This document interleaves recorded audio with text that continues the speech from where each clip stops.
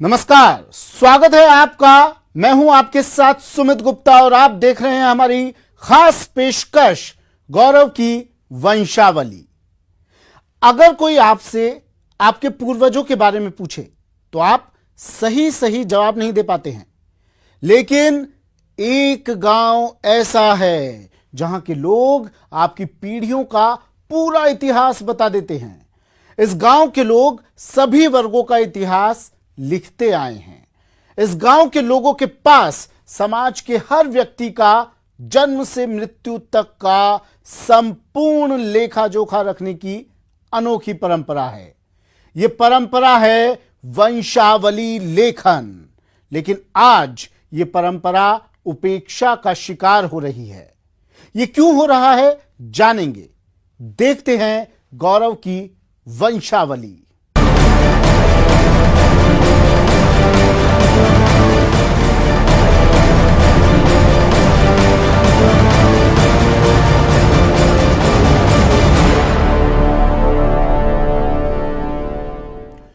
आपसे कोई पूछे कि आपके परदादा से पहले की पीढ़ी क्या करती थी तो शायद आप सोच में पड़ जाएंगे।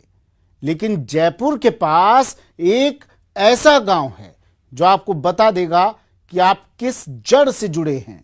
एक ऐसी परंपरा जो आपको बताती है कि आप किन जड़ों से जुड़े हैं।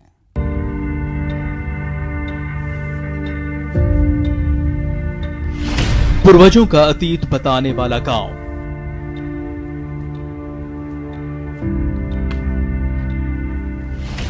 वंश की जड़ बताने वाले लोग।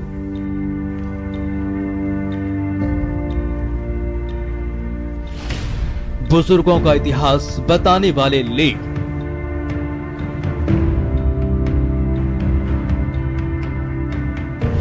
वंशावली लेखन की गौरवशाली परंपरा।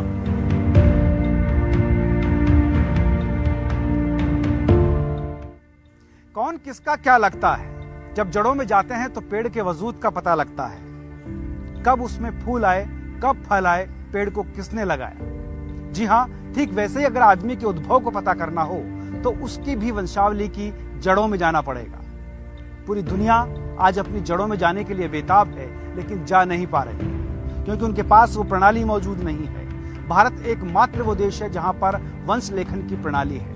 तो आज हम उसी प्रणाली की तह में जाने की कोशिश करेंगे और चलेंगे वंश लेखकों के गांव आसलपुर में। वही आसलपुर जिसे लोग रावों की राजधानी भी कहते हैं।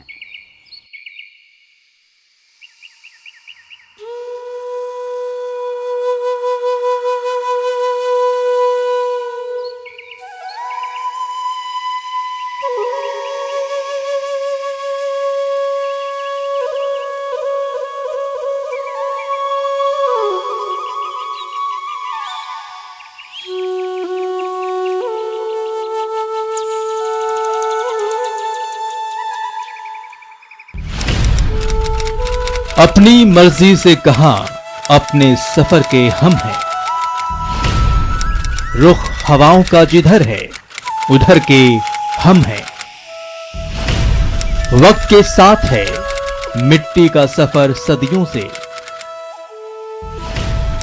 किसको मालूम कहां के किधर के हम हैं। कहते हैं अगर किसी इंसान को अपना इतिहास नहीं पता तो वो शख्स पशु के समान है।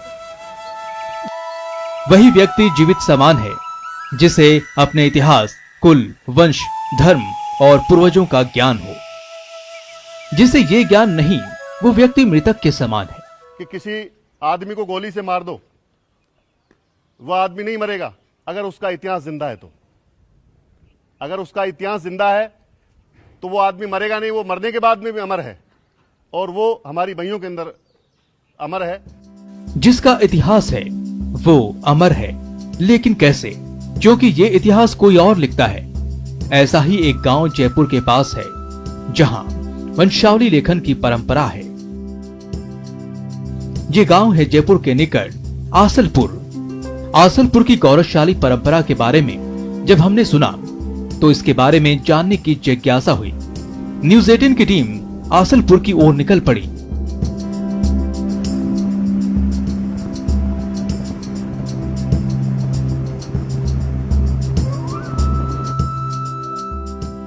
आसलपुर पहाड़ी पर विराजमान आशापुरा माता की गोद में बसा एक गांव है। ये वैसा ही गांव है जैसा हमने सोचा था। जब न्यूज 18 की टीम यहाँ पहुंची तो हम गांव वालों की आवभगत देखकर अभिभूत हो गए। देवी आशापुरा चौहान राजवंश की उसी के नाम से आसलपुर गांव है। नई पीढ़ी में काफी युवा हैं सर्व जो इतिहास, हाँ थोड़ा फर्क ही आया है। अपने कोड वाला अलग शब्द अलग होते थे तो वो है ना, इसलिए उस भाषा को हर एक कोई नहीं पढ़ सकता है। अच्छा, जो नई पीढ़ी है वो भी लिख रही है अभी?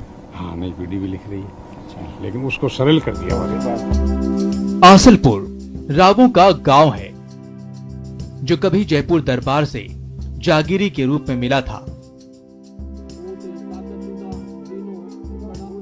यहाँ गांव के 80% लोग वंशावली लेखन का काम करते हैं।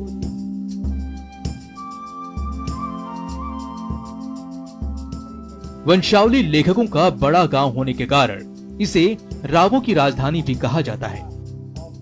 व्यक्ति को अपने पूर्वजों का इतिहास पता रहे, ये सब वंशावली लेख में वर्णित होता है।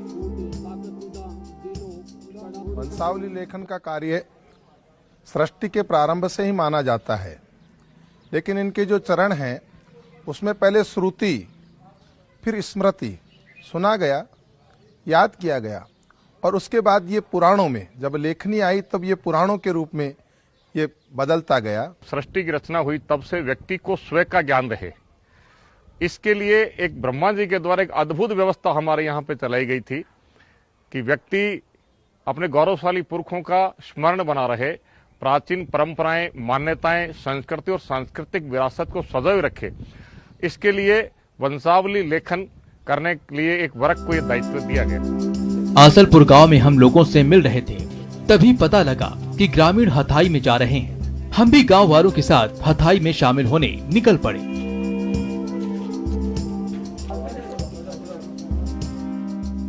यहाँ के दृश्य को देखकर हम चौंक गए। ऐसा हमने क्या देखा जी आपको बताएंगे, बस बने रहिए हमारे साथ। कैमरामैन भवानी सिंह के साथ भंवर पुष्पेन चौहान, न्यूज 18 जयपुर आसलपुर। वंशावली लेखन मतलब आपका अतीत क्या है, आपके वंशज कौन थे, ये सब जानकारियां सुरक्षित रखते हैं वंशावली लेखक। देखते हैं कैसे होता है वंशावली लेखन।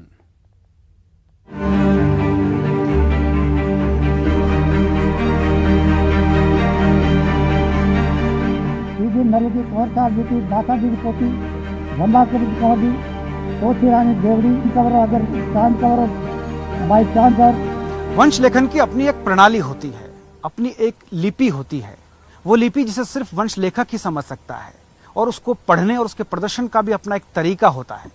चलो आइए जानते हैं उस तरीके को। ये पोथियां, बहियां और हुंडिया बहुत पुरानी है। जितनी पुरानी है उतना ही ये पुराना इतिहास बताती हैं। ये बताती हैं किसी का वंश, इतिहास और उसकी जड़ें।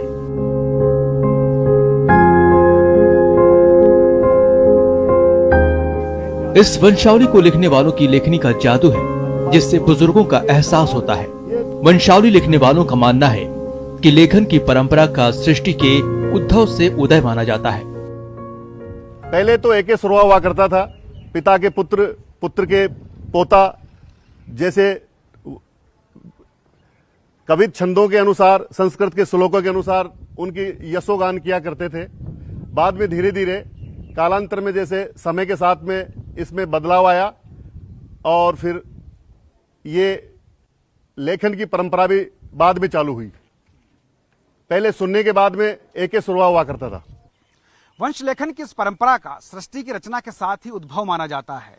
कहा जाता है कि पहले यह परंपरा मौखिक और जनश्रुतियों के आधार पर रही और फिर कागजों में अंकित होकर लेखन की परंपरा बन गई और आज तक वो परंपरा जारी है। विभिन्न राज्यों में इस परंपरा के संवाहक अलग अलग वर्ग के लोग हैं। इन बही पोथी या हुंडी में लिखी गई भाषा को सिर्फ ये समझते हैं। आप और हम इस भाषा को नहीं समझ सकते। ये है कि ये वंश लेखक बिरदावलियां नहीं लिखते, बल्कि सच्चा इतिहास लिखते हैं, जो कई लोगों की गवाही के बीच लिखा जाता है। देखिए, राजा महाराजा भी एक समाज का एक हिस्सा होते हैं। जहां समाज का नाम आएगा, समाज की जाजम पे राजा महाराजा भी एक ही समान हो जाते हैं, क्योंकि जहां राजनीतिक में प्रतिद्वंदता होती है, आर्थिक में संपन्नता होती है और विज्ञान में परिमाणिकता होती है, उसी प्रकार से समाज का मुख्य गुण होता है समरसता। जब समाज की जाजम होती है, उस समय चाहे राजा हो चाहे उनसे छोटे भाई हों, वो सब समाज की जाजम पे समरसता होती है। ऐसे में राव जी द्वारा जो इतिहास लिखा जाता है, वो समाज द्वारा जो निर्मित कानून हैं, उन्हीं कानूनों को ध्यान में रख करके बनाया जाता है और उसके लिए किसी को नहीं बख्शा जाता। अगर गलती की है तो चाहे वो हिजाइनेस हो चाहे आम राजपूत हो, सबके लिए समान नियम हमारी वंशावली परंपरा में लागू होता है। ये वंशावलियों की पोथियां हजारों सालों का इतिहास अपने में संजोए है। इसे लिखने की कलम दवाते भी सैकड़ों साल पुरानी है। वंशावली लेखकों और बिरतावली गाने वालों में फर्क होता है। वंशलेखन परंपरा की जब शुरुआत हुई तो सबसे पहले कलम की जगह ली मोरपंख ने। मोरपंख से वंशलेखन की प्रणाली शुरू हुई और उसके बाद धीरे धीरे लकड़ी की कलम और दवात ने उसकी जगह ले ली और अब पेन का इस्तेमाल किया जाता है। यही वजह है कि वंश लेखकों के पास आज भी 1000 से सैकड़ों साल पुरानी तक की कलम और दवात मिल जाती है। बिरतावली से जुड़े लोग किसी भी कालखंड में राजा की तारीफ में ही लिखते थे, जबकि वंशावली लेखक वंश के उसी क्रम कालखंड अपने जजमान के व्यवसाय, हालात, तत्कालीन राज, समय और विभिन्न चीजों का उल्लेख अपनी बहियों में करते हैं, जो सार्वजनिक रूप से ही लिखी जाती है और सार्वजनिक रूप से ही पढ़ी जाती है। खास बात यह भी है कि ये लेखक न सिर्फ राजाओं और सामंतों की वंशावलियां लिखते हैं, बल्कि आम आदमी, हर जाति और वर्ग के लोगों की वंशावलियां लिखते आए हैं। ये आज की नहीं है, ये अनादिकाल से है। जगत पिता ब्रह्मा द्वारा सृष्टि की स्थापना से जुड़ा हुआ ये मेरा संपूर्ण राव समाज। कई बार हमारे को पढ़ने को मिलता है, कई इतिहासों में लिखा हुआ है, छपे के रूप में है। बर्मा बिरमल भाट हुयो सतयुग में भारी, सूत राव सुरलोक पुराण नव दून प्रकाशी, पिंगल राव पाताल आप पमगेश उपासी, भयो जनक भवलोक सुपय कीरत विस्तारी। भारत में संजय भयो शोध विद्या सरसाई, चंद गंग बेताल मंगड़ भंगड़ दोहु दीन बीच दाखिया, नागान और सुरनम्या पुनि राव चहुजुग राखिया।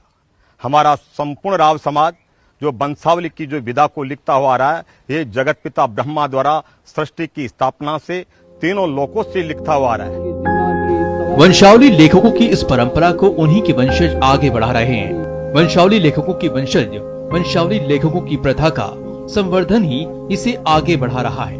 हाल ही में राम मंदिर मुद्दे पर राम के वंश मामले में ये पूरा का पूरा वंशावली लेखक समाज आगे आया था और कोर्ट के समक्ष अपना पक्ष भी रखा था। राम के वंशज कौन का विषय जब आया था, फिर निरंतर उनके मानने वाले यजमान जो राजस्थान के परिप्रेक्ष्य में जयपुर राजघराना बोला, उदयपुर राजघराना बोला, कच्छावा वंश के वो शेखावत सरदार बोले, सबने ये कहा कि हम राम के वंशज हैं। और ये सिद्ध हमारी भाइयों के द्वारा हुआ कि सूर्य वंश की ये वंशावलियां हैं जिनको सुप्रीम कोर्ट तक मान्यता प्राप्त। ये वंश लेखक हरियाणा में जागा, राजस्थान में राव भाट, जागा बड़वा, गुजरात में बहीपंचा बारोट, मध्य प्रदेश में रावजी, उत्तर प्रदेश में दसौंदी, बिहार में पंजीकार कहलाते हैं। युवा वंश लेखक की इस परंपरा से दूर हो रहे हैं। इसके पीछे कई कारण हैं। क्या हालात हैं अब इस परंपरा के, किस हालत में है वंशावली लेखक, नई पीढ़ी का क्या है नजरिया, सब कुछ बताएंगे। बस बने रहिए हमारे साथ। कैमरामैन भवानी सिंह शेखावत के साथ भंवर पुष्पेन चौहान, न्यूज़ 18 आसलपुर। वंशावली लेखन अद्भुत परंपरा है, लेकिन अब ये खस्ता होती जा रही है। आसलपुर गांव पूरे देश में वंशावली संरक्षण को लेकर चिंतित है। वंशावली लेखकों की अपनी एक पीड़ा है। देखिए ये खास रिपोर्ट।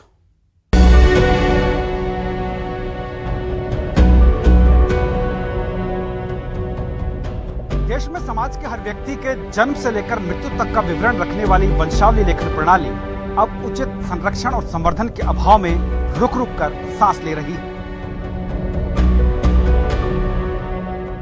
समाज के हर व्यक्ति का जन्म से मृत्यु तक का संपूर्ण लेखा जोखा रखने वाली वंशावली लेखन की अनोखी परंपरा उचित संरक्षण एवं प्रोत्साहन के अभाव में अब दम तोड़ रही है।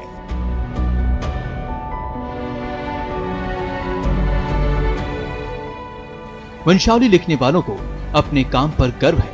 इनका कहना है कि वंशावली लेखन का पौराणिक महत्व है, लेकिन जागरूकता के अभाव से वंशावली लेखन उपेक्षा का शिकार हुई है। जेम्स टार्ड ने इस पर जागरूकता कम होने की वजह से उपेक्षा की शिकार हो गई। श्रीमद् भागवत गीता में भी वंशावली का प्रसंग आता है। इतना ही नहीं बल्कि कहा जाता है कि अगर किसी घर में पितृदोष हो तो वहां पर वंशावली वाचन उसका निवारण खोजता है।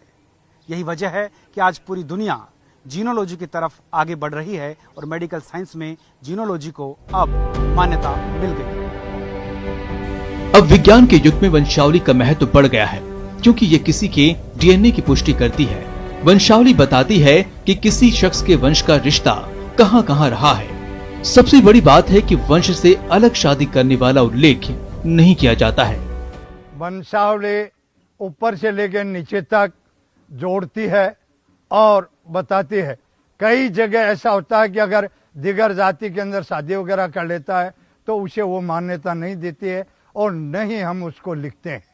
हम उसी को लिखते हैं जो खानदानी नीचे से लेकर के ऊपर तक है, और दिगर जाति में शादी कर लिया उसको हम वंशावली में नहीं दर्शाते। आधुनिक शिक्षा प्रणाली में वंशावली लेखन को महत्व नहीं दिया गया, जिससे इस परंपरा की उपेक्षा होती गई।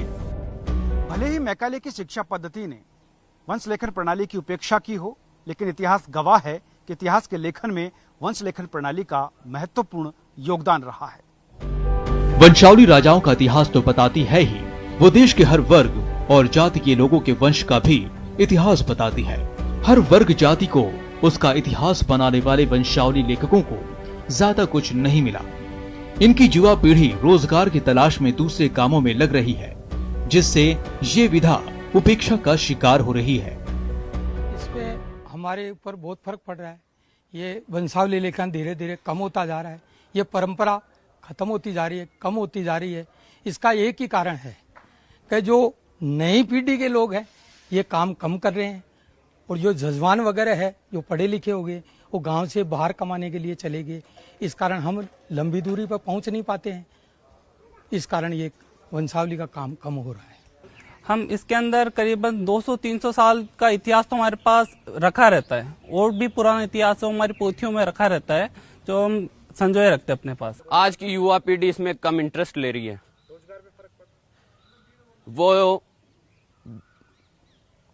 वो लोग मतलब ये चीज करने में श्रम महसूस करते हैं।